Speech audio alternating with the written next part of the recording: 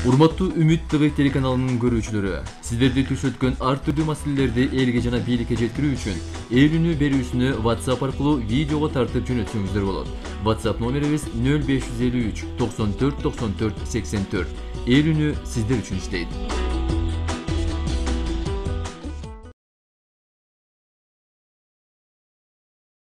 Бишкек шаарынын Логвиненко жана Фрунзе көчөлөрүнүн кесилишинде эки жеңил унаа кагышкан. Видео көрүүчүбүздөн келип түшкөн. Анын айтымына караганда, Honda Civic үлгүсүндөгү унаанын айдоочусу кырсыктын себепкери болгон. Mercedes-Benz унаасына кагуу катуу болгон эмес, ошентсе дагы ал дарактын жана бетондун ортосунда калган.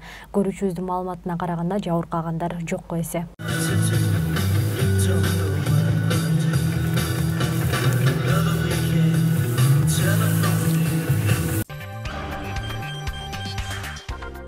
Бирманов Бактыбек жардамга муктаж. Ал 6 жылдан бери шал оорусу менен жабыркайт. Берүүбүзгө кайрылган каарманыбыздын айтымында, аны 63 жаштагы эжеси карайт. Пенсия албайт. Кимде ким кайдыгер карабаса, жардам берүүңүздөрдү өтүнөбүз. Телефон номери 0701 16 40 39. Кайталайбыз: 0701 16 40 39. Бул менин агам 6 жылдан бери ушундай ооруга чалдыкты. Ушу 6 жыл болду. Баса албайт. Үйдүн ичинен эшикке чыга элек. 6 жылдан бери чыга элек көчөгө деле. Ошо. Саламатсыздарбы? Бул адам менин агам Бирманов Бактыбек. Инсульттан кийин баспай калды. Ушинтип 6 жыл болду. Пенсия да албайт. Эжеси карайт, менин апам. Пенсионер ал адам дагы 63-тө. Мен да жардам берейин десем, өзүм инвалидмин 1 жылдан бери. Апам жалгыз экөөбүздү карай албай да калды окшойт да. Өзү оору атат. Давлениясы көтөрүлгөндө 240-ка чейин чыгып кетет да.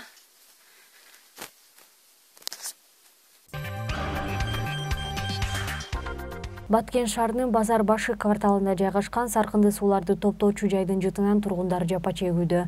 Бул тууралуу жергиликтүү тургундар билдиришет. Маалыматка караганда, алар аталган жайды шаардан алыс жакка көчүрүүнү талап кылышат.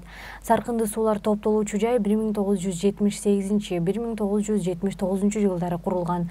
1985 жылы бир түтүкчөсү тешилип ашып кетип, 3 айылдын миңдеген адамдары ичкелте оорусу менен ооруган. Ал эми жергиликтүү тургундар бул маселе боюнча шаардык мэрия жана шаардык муниципалдык таза суу ишканаларынын кызматкерлери иш учурунда ордунда жок болгондуктан эч кандай жооп ала алышкан эмес. Саркынды суулар топтолчу жайдын айланасында 40-50дөй кожолук бар. Видео менен көрүүчүбүз бөлүшкөн.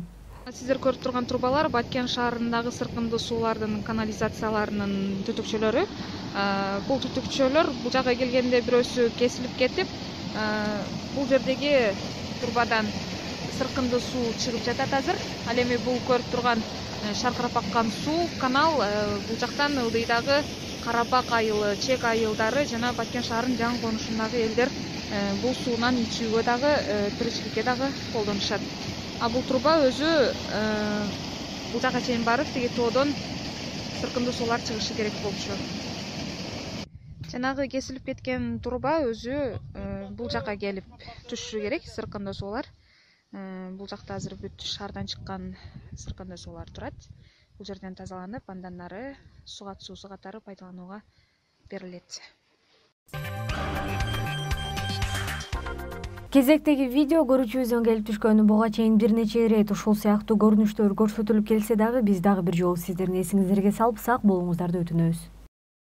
Сегодня я посмотрела программу по телевизору по поводу качества еды, которую мы сейчас употребляем. И была речь о рисе, о китайском пластмассовом рисе, который добрался и до российских магазинов. И была речь именно об вот этой марке. Хочу сейчас проверить. Вот она. Положила в ложку немножко и подношу к огню. Посмотрим, что случится. Сейчас пока ложка разогревается, пока еще ничего не происходит. Ну, вроде бы на вид обычный хороший рис. Я когда выбирала, старалась покупать не самый дешевый, что называется. Ну, рисковать не хочется, конечно, своей жизнью, своим здоровьем из-за каких-то лишних там 20-30 рублей. Ну, сейчас посмотрим, рискуем ли мы или что-то. Но я вот насколько могу наблюдать сейчас уже, рис меняется, он побелел. Если он был немного прозрачный, то сейчас он идеально белого цвета. Посмотрим, что с ним будет дальше.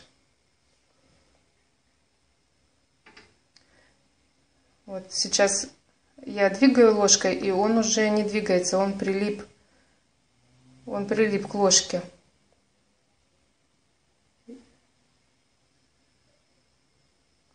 Он прилип, чернеет. Вот, все, он прилип уже. Вот, смотрите, он горит. Посмотрите, что происходит. Он горит. Реально синим пламенем. Боже мой, мне лично уже страшно. Капец, это же что ж такое у нас мы употребляем с едой? Посмотрите, он горит синим пламенем. Ужас, он хоть не взорвется сейчас?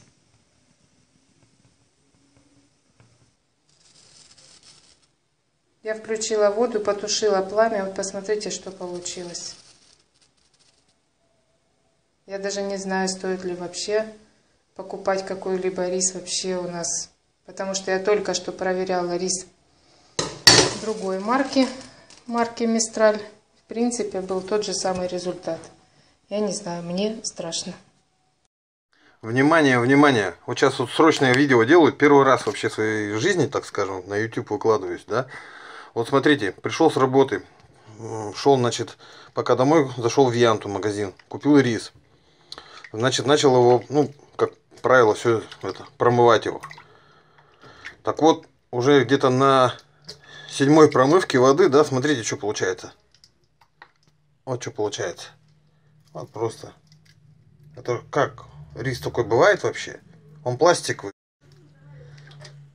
Без всяких подстав, без ничего. Я голодный сейчас и злой. Это что такое? Смотрите, вот рис. Вот он рис. Вот я его взял. И вот он стал пластик. На вкус вообще никакого вкуса риса даже нету. Я еще не варил его. Я только его промываю. Вот это как так? Такое бывает? Я должен сейчас свою семью кормить, что ли? Посмотрите, какая вода.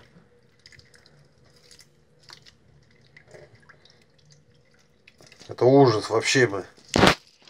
Ребята, будьте, пожалуйста, аккуратно при покупке в магазинах риса.